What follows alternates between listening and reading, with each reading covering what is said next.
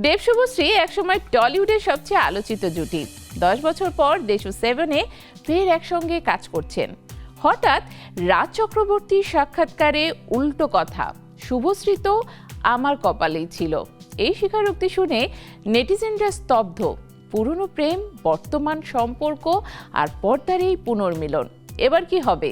দেশু 7 কি শুধু সিনেমা নাকি নতুন এক অধ্যায়ের শুরু?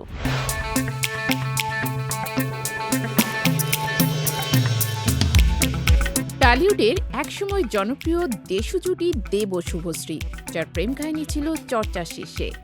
অনস্ক্রিন কেমিস্ট্রি বাস্তবেও যে গভীর ছিল তা প্রায় সবাই জানে, কিন্তু একসময় সেই সমীকরণ ভেঙে যায় আর শুভশ্রী চলে আসে অন্য এক পথের দিকে, পরিচালক রাজ চক্রবর্তীর জীবনে, 2 সন্তানের মা হিসেবে।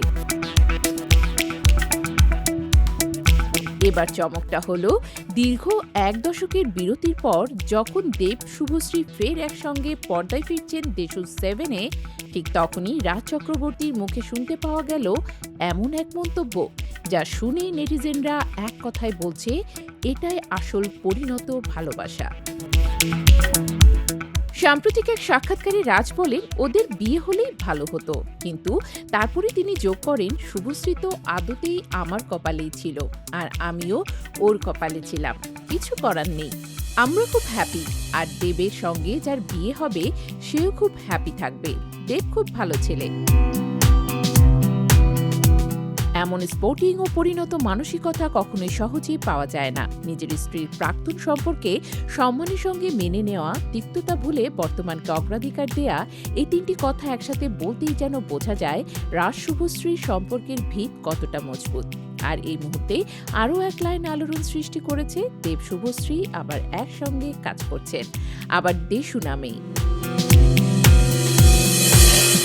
ধূমকেতুর বক্স অফিসের সাফল্যের পর বাংলা সিনেমার স্বার্থে শুভশ্রী কোনো দ্বিধা ছাড়াই দেবের বিপরীতে ফিরছেন। সেই খবর নিশ্চিত করে দুজনই ফেসবুক লাইভে এসে ভক্তদের উদ্দেশ্যে একসাথে অনুরোধ করেন, এভাবে মন্তব্য করবেন না যাতে আমাদের সঙ্গীদের অপমান লাগে। শুভশ্রী স্পষ্ট করে বলেন, আমাদের সম্মান থাকুক আর আমাদের সঙ্গীদেরও সম্মান থাকুক।